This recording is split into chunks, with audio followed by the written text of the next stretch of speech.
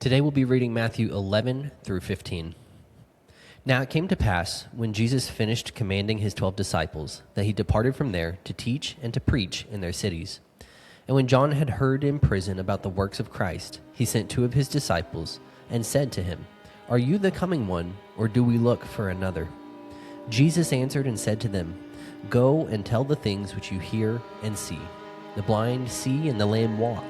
The lepers are cleansed and the deaf hear. The dead are raised, and the poor have the gospel preached to them. And blessed is he who is not offended because of me." As they departed, Jesus began to say to the multitudes concerning John, "What did you go out into the wilderness to see? A reed shaken by the wind? But what did you go out to see? A man clothed in soft garments? Indeed, those who wear soft clothing are in kings' houses. But what did you go out to see? A prophet? Yes, I say to you, and more than a prophet. For this is he of whom it is written, 'Behold, I send my messenger before your face, who will prepare your way before you.' Assuredly, I say to you, among those born of women, there has not risen one greater than John the Baptist. But he who is least in the kingdom of heaven is greater than he. And from the days of John the Baptist until now, the kingdom of heaven suffers violence, and the violent take it by force. For all the prophets and the law prophesied until John. And if you are willing to receive it, he is Elijah who is to come. He who has ears to hear, let him hear. But to what shall I liken this generation? It is like children sitting in the marketplaces and calling to their companions and saying, 'We played the flute for you, and you did not dance. We mourned to you, and you did not lament.' For John came neither eating nor drinking, and they say, 'He has a demon.' The Son of Man came eating and drinking, and they say, 'Look, a glutton and a winebibber, a friend of tax collectors and sinners.' But wisdom is justified by her children." Then he began to rebuke the cities in which most of his mighty works had been done, because they did not repent. "Woe to you, Chorazin! Woe to you, Bethsaida! If the mighty works which were done in you had been done in Tyre and Sidon, they would have repented long ago in sackcloth and ashes. But I say to you, it will be more tolerable for Tyre and Sidon in the day of judgment than for you. And you, Capernaum, who are exalted to heaven, will be brought down to Hades. For if the mighty works which were done in you had been done in Sodom, it would have remained until this day. But I say to you that it shall be more tolerable for the land of Sodom in the day of judgment than for you." At that time Jesus answered and said, "I thank you, Father, Lord of heaven and earth, that you have hidden these things from the wise and prudent, and have revealed them to babes. Even so, Father, for so it seemed good in your sight. All things have been delivered to me by my Father, and no one knows the Son except the Father, nor does anyone know the Father except the Son, and the one to whom the Son wills to reveal him.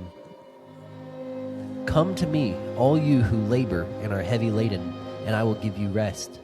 Take my yoke upon you, and learn from me, for I am gentle and lowly in heart, and you will find rest for your souls. For my yoke is easy, and my burden is light." Chapter 12.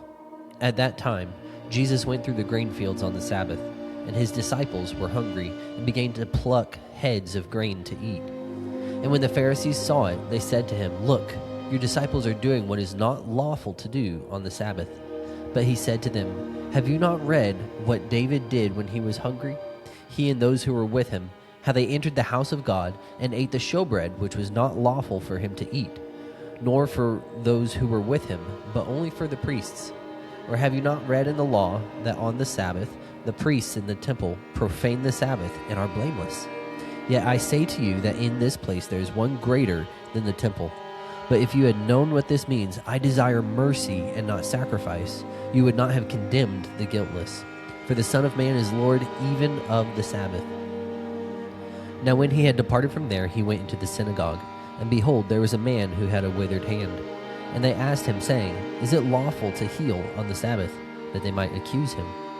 Then he said to them, "What man is there among you who has one sheep, and if it falls into a pit on the Sabbath, will not lay hold of it and lift it out? Of how much more value then is a man than a sheep? Therefore it is lawful to do good on the Sabbath." Then he said to the man, "Stretch out your hand." And he stretched it out, and it was restored as whole as the other. Then the Pharisees went out and plotted against him how they might destroy him. But when Jesus knew it, he withdrew from there, and great multitudes followed him, and he healed them all. Yet he warned them not to make him known, that it might be fulfilled which was spoken by Isaiah the prophet, saying, Behold, my servant whom I have chosen, my beloved, in whom my soul is well pleased. I will put my spirit upon him, and I will declare justice to the Gentiles. He will not quarrel, nor cry out, nor will anyone hear his voice in the streets. A bruised reed will not break, and smoking flax he will not quench, till he sends forth justice to victory, and in his name Gentiles will trust. Then one was brought to him who was demon-possessed, blind and mute, and he healed him, so that the blind and mute man both spoke and saw. And all the multitudes were amazed, and said, Could this be the son of David?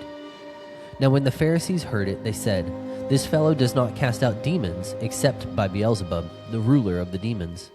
But Jesus knew their thoughts, and said to them, Every kingdom divided against itself is brought to isolation, and every city or house divided against itself will not stand. If Satan casts out Satan, he is divided against himself. How then will his kingdom stand?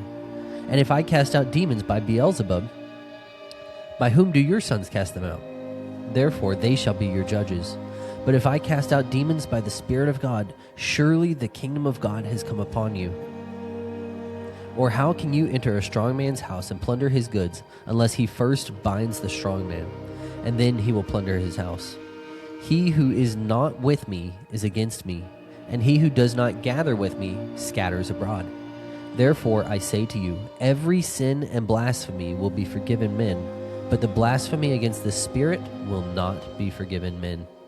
Anyone who speaks a word against the Son of Man, it will be forgiven him. But whoever speaks against the Holy Spirit, it will not be forgiven him, either in this age or in the age to come. Either make the tree good and its fruit good, or else make the tree bad and its fruit bad. For a tree is known by its fruit. Brood of vipers, how can you, being evil, speak good things? For out of the abundance of the heart the mouth speaks. A good man out of the good treasure of his heart brings forth good things, and an evil man out of the evil treasure brings forth evil things. But I say to you that for every idle word men may speak, they will give an account of it in the day of judgment. For by your words you will be justified, and by your words you will be condemned. Then some of the scribes and Pharisees answered, saying, Teacher, we want to see a sign from you. But he answered and said to them, An evil and adulterous generation seeks after a sign, and no sign will be given to it except the sign of the prophet Jonah. For as Jonah was 3 days and 3 nights in the belly of the great fish, so will the Son of Man be 3 days and 3 nights in the heart of the earth. The men of Nineveh will rise up in judgment with this generation and condemn it, because they repented at the preaching of Jonah. And indeed, a greater than Jonah is here. The queen of the south will rise up in judgment with this generation and condemn it, for she came from the ends of the earth to hear the wisdom of Solomon, and indeed, a greater than Solomon is here. When an unclean spirit goes out of a man, he goes through dry places, seeking rest, and finds none. Then he says, I will return to my house from which I came. And when he comes, he finds it empty, swept, and put in order. Then he goes and takes with him 7 other spirits more wicked than himself, and they enter and dwell there. And the last state of that man is worse than the first. So shall it be also with this wicked generation. While he was still talking to the multitudes, behold, his mother and brothers stood outside, seeking to speak with him. Then one said to him, Look, your mother and your brothers are standing outside, seeking to speak with you. But he answered and said to the one who told him, Who is my mother, and who are my brothers? And he stretched out his hand toward his disciples and said, Here are my mother and my brothers. Whoever does the will of my Father in heaven is my brother and sister and mother. Chapter 13. On the same day, Jesus went out of the house and sat by the sea, and great multitudes were gathered together to him, so that he got into a boat and sat, and the whole multitude stood on the shore. Then he spoke many things to them in parables, saying, Behold, a sower went out to sow. And as he sowed, some seed fell by the wayside, and the birds came and devoured them. Some fell on stony places where they did not have much earth, and they immediately sprang up, because they had no depth of earth. But when the sun was up, they were scorched, and because they had no root, they withered away. And some fell among thorns, and the thorns sprang up and choked them. But others fell on good ground and yielded a crop, some 100-fold, some 60, some 30.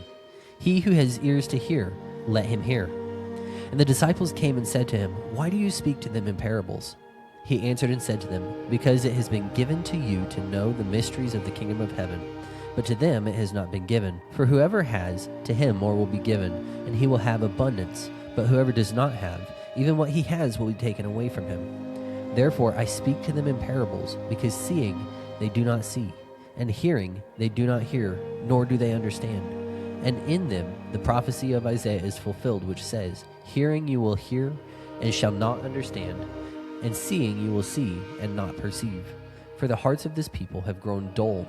Their ears are hard of hearing, and their eyes have they closed, lest they should see with their eyes and hear with their ears, lest they should understand with their hearts and turn, so that I should heal them. But blessed are your eyes, for they see, and your ears, for they hear. For assuredly I say to you that many prophets and righteous men desired to see what you see and did not see it, and to hear what you hear and did not hear it. Therefore, hear the parable of the sower. When anyone hears the word of the kingdom and does not understand it, then the wicked one comes and snatches away what was sown in his heart. This is he who received seed by the wayside. But he who received the seed on stony places, this is he who hears the word and immediately receives it with joy. Yet he has no root in himself, but endures only for a while. For when tribulation or persecution arises because of the word, immediately he stumbles. Now he who receives seed among the thorns is he who hears the word, and the cares of this world and the deceitfulness of riches choke the word, and he becomes unfruitful. But he who receives seed on the good ground is he who hears the word and understands it, who indeed bears fruit and produces, some 100-fold, some 60, some 30. Another parable he put forth to them, saying, The kingdom of heaven is like a man who sowed good seed in his field.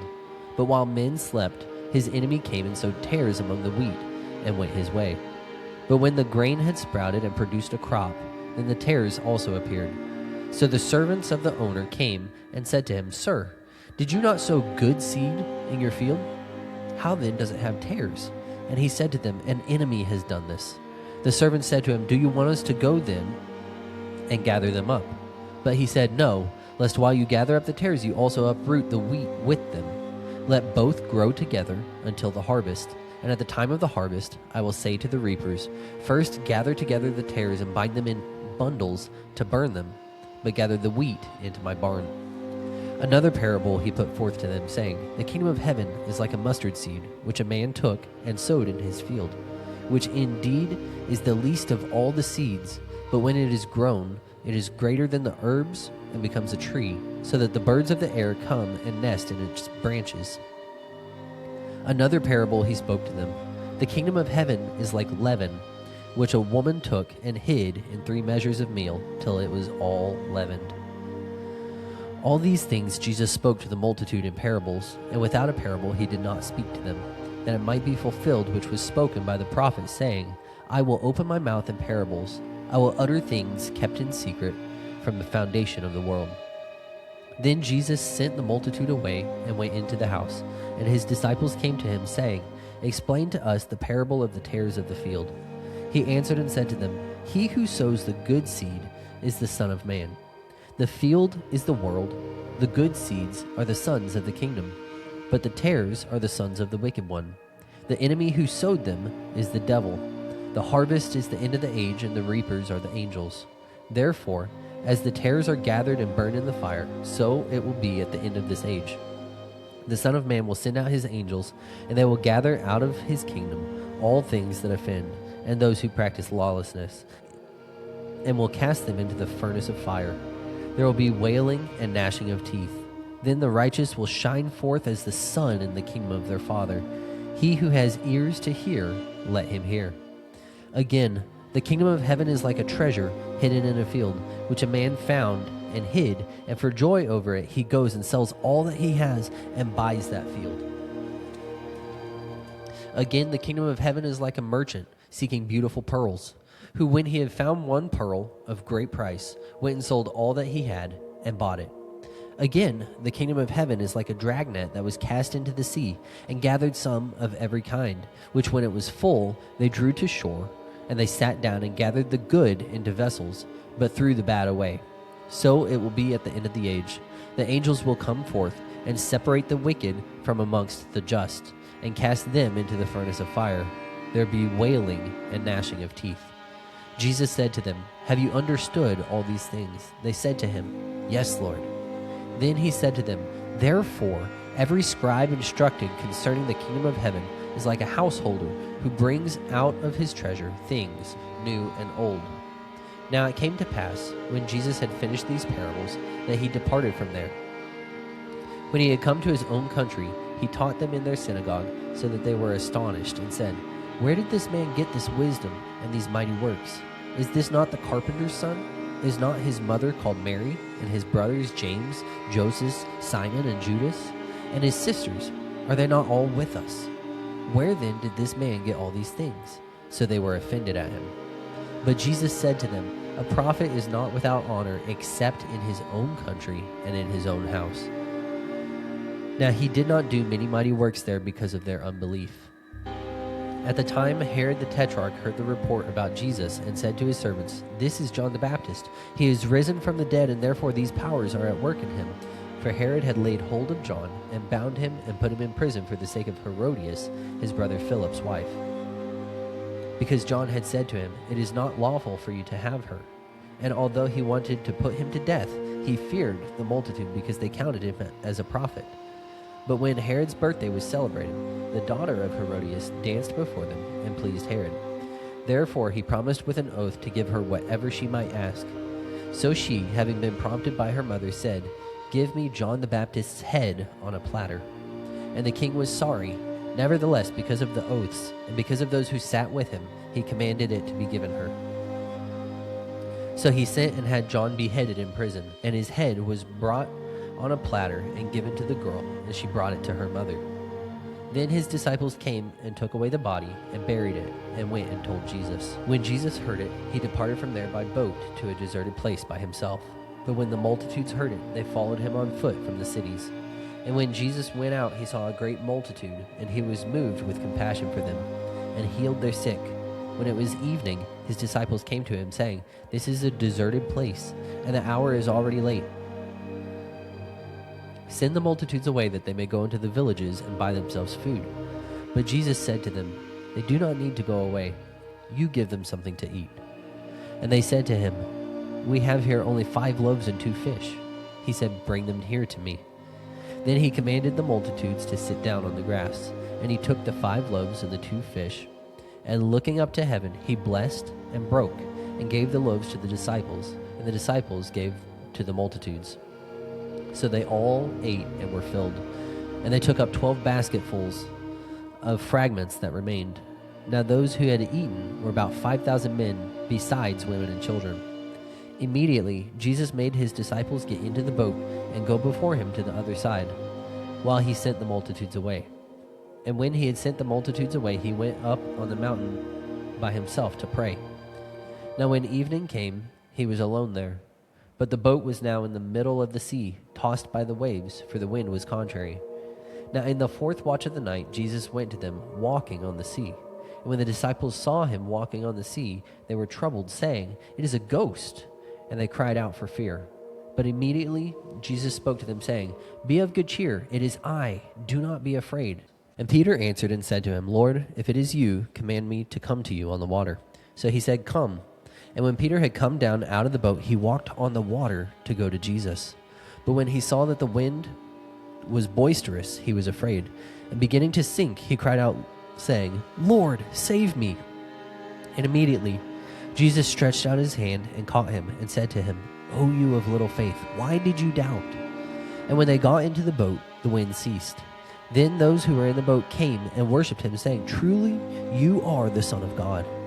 When they had crossed over, they came to the land of Gennesaret.